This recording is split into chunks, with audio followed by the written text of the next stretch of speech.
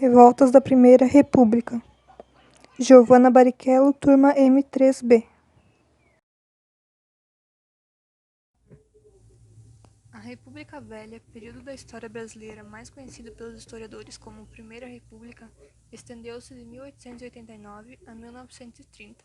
Foi a primeira fase da República no Brasil e foi um período cheio de tensões, seja na economia, seja na política e também na sociedade como um todo. A desigualdade social, os aumentos nos impostos, as necessidades não atendidas, o racismo, o medo, a insatisfação política, etc. Tudo isso foi raiz para revoltas na Primeira República. Ao longo dos mais de 40 anos dessa primeira fase, aconteceram diferentes revoltas no campo, na cidade e até mesmo no meio militar.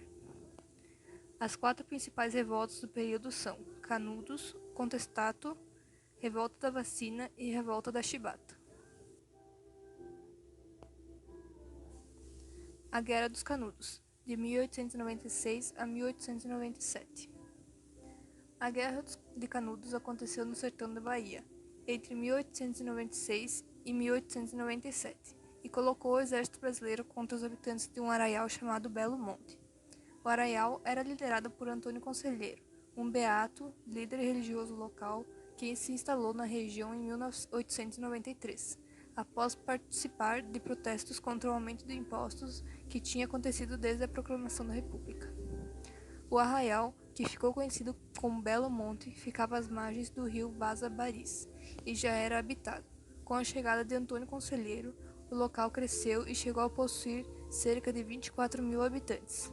Belo Monte transformou-se em um centro que trazia novas perspectivas de vida e uma população de ex-escravos carente e que não tinha acesso à terra.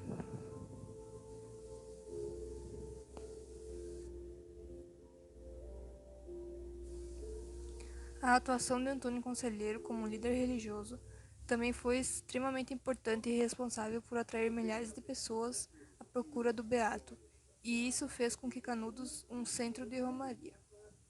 A liderança religiosa de Antônio Conselheiro apresentava-se como um risco à Igreja, devido à sua grande popularidade e à experiência social e política com traços de igualitarismo. Ambos os aspectos representavam uma ameaça às elites econômicas locais, que se baseavam no latifúndio e no domínio dos coronéis. Sendo assim, Canudos era um risco para as elites da Primeira República, e por isso, na ótica dessas elites, precisava ser eliminada.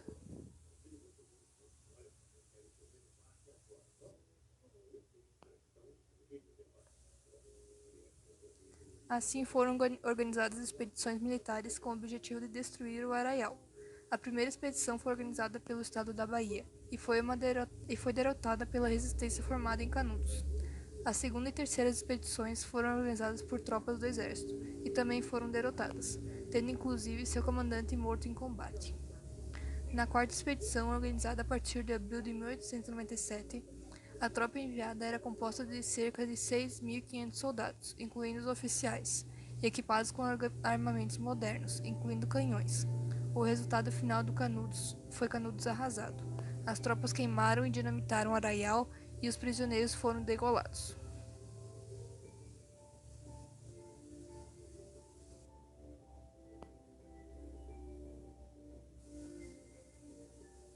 Guerra do Contestado, 1912 a 1916.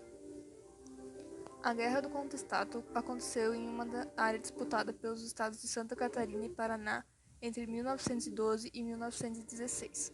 Assim como aconteceu em Canudos, na região do Contestado, uma série de sertanejos pobres e desalentados encontrou no discurso de um líder religioso chamado José Maria uma alternativa para sua vida e passou a segui-lo. O contexto em que ocorreu o contestado era tenso. Primeiro havia a disputa territorial entre Santa Catarina e Paraná. Além disso, parte da região contestada foi entregue para Percival Facquar, um magnata conhecido por construir a ferrovia Madeira-Mamoré, para que construísse uma ferrovia que ligasse o Rio Grande do Sul a São Paulo. No acordo de cessão de terras, a Facquar também foram entregues terras no raio de 15 quilômetros da ferrovia, para que ele pudesse explorar a madeira disponível na região. Acontece que a região já era habitada por pessoas que viviam de uma agricultura de subsistência e da erva mate. A empresa vinculada à Facquar responsável pela exploração da madeira nessas terras, organizou tropas de jagunços para expulsar os habitantes da área. A guerra em si começou em outubro de 1912, quando um grupo de pessoas lideradas por José Maria instalou-se em Irani, na região contestada pelos dois estados. O agrupamento de pessoas em Irani foi entendido pelo Paraná como uma invasão coordenada pelos catarinenses, e assim esse estado atacou os sertanejos. Nesse ataque, José Maria acabou sendo morto.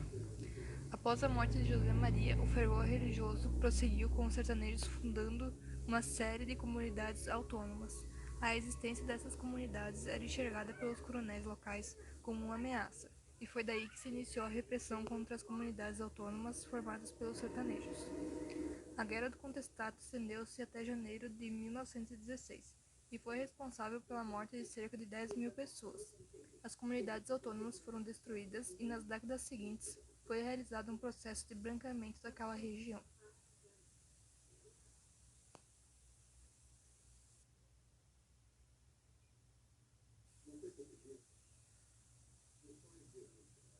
Revolta da Vacina, 1904. A revolta da vacina aconteceu entre 10 e 16 de novembro de 1904, na cidade do Rio de Janeiro, na época capital do Brasil. A revolta da vacina foi uma revolta popular que aconteceu pela insatisfação da população por conta da violência do processo de sanitização da capital. Naquele momento, o Rio de Janeiro passava por uma campanha de vacinação forçada da população contra a varíola. O contexto da revolta da vacina no Rio de Janeiro era conturbado e teve como estopim a campanha de vacinação forçada. O Brasil, na época, era governado por Rodrigues Alves, e a capital, por ordem presidencial, passava por um processo de modernização e revitalização. Nesse processo, ordenou-se, por exemplo, o alargamento de uma série de avenidas da cidade.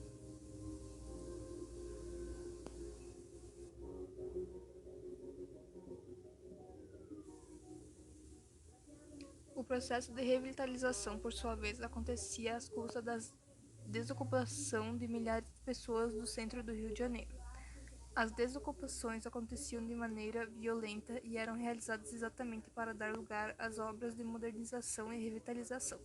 Junto disso, foi realizada uma campanha de erradicação de doenças que afetavam intensamente o país naquele período, como a varíola e a febre amarela. A campanha de vacinação era liderada pelo sanitarista Oswaldo Cruz, e a forma como ela foi conduzida, aliada à falta de informação, levaram as populações a se rebelar. As vacinações compulsórias aconteciam de maneira violenta, e além disso, serviços como matrículas em escola passaram a exigir cartão de vacinação. O temor da população à vacinação levou a uma grande revolta nas ruas do Rio de Janeiro, durante os dias citados. O resultado da revolta, além da destruição material da capital, foi a morte de 30 pessoas e mais de uma centena de feridos.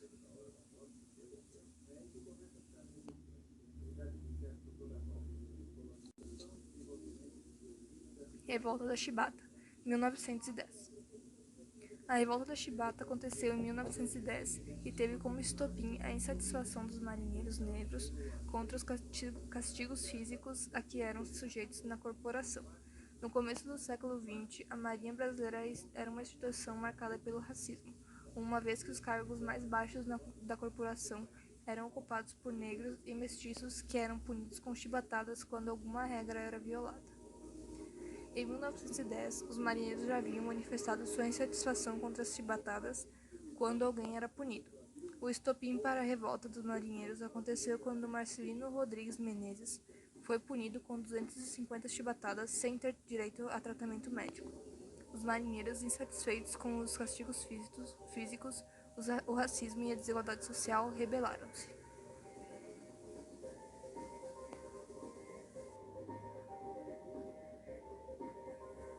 Os marinheiros tomaram controle de 4 embarcações da marinha, exigindo o fim dos castigos físicos.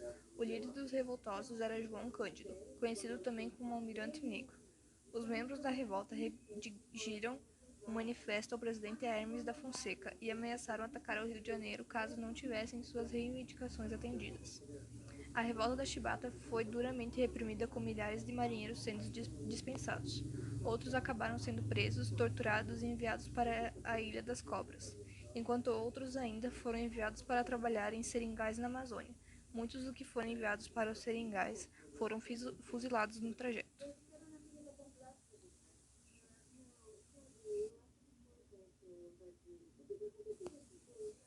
Outras revoltas. Cangaço. O cangaço aconteceu entre 1920 e 1930, no Nordeste brasileiro. O movimento buscava a justiça com as próprias mãos, contra o acúmulo de bens dos donos de terras. Os bandos saqueavam as cidades e propriedades rurais. Os cangaceiros eram seminômades, pois não fixavam moradia e foram liderados pelo famoso Lampião. Revolta de Juazeiro. A revolta de Juazeiro aconteceu no sertão cearense em 1914. Foi gerada pela intervenção do poder do governo federal na política dos estados e teve como símbolo o padre Cícero. Revolta do Forte de Copacabana. Em 5 de julho de 1922, na capital do país, Rio de Janeiro, ocorreu a Revolta do Forte de Copacabana, também conhecida como a Revolta dos 18 do Forte. Foi a primeira ação do movimento tenentista contra a República Velha. A revolta tinha por finalidade derrubar o governo vigente e demonstrar insatisfação com a maneira que ocorreu a eleição para presidente. Revolta Paulista. A segunda revolta do movimento tenentista ocorreu em 5 de julho de 1924.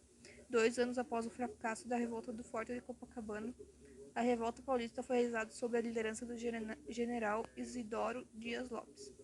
Os objetivos da revolta paulista eram os mesmos do que a revolta dos 18 do Forte de Copacabana: voto secreto, reformas no ensino público, poder político ao exército, fim da corrupção e destituição do presidente, ou seja, lutavam pelo fim do governo vigente na República Velha. Coluna Prestes. Coluna Prestes iniciou em 1925, tendo duração de 2 anos. Todas as revoltas tenentistas possuíam o mesmo ideal: lutar pelo fim da República Velha.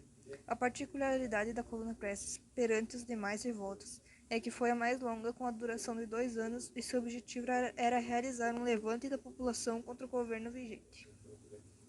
Revolta Armada. Foi um conflito armado transcorrido em 2 fases, fomentado pela Marinha Brasileira em represália inicialmente ao governo de Marechal Deodoro da Fonseca e à atuação de seu vice-marechal Floriano Peixoto. Revolução Federalista.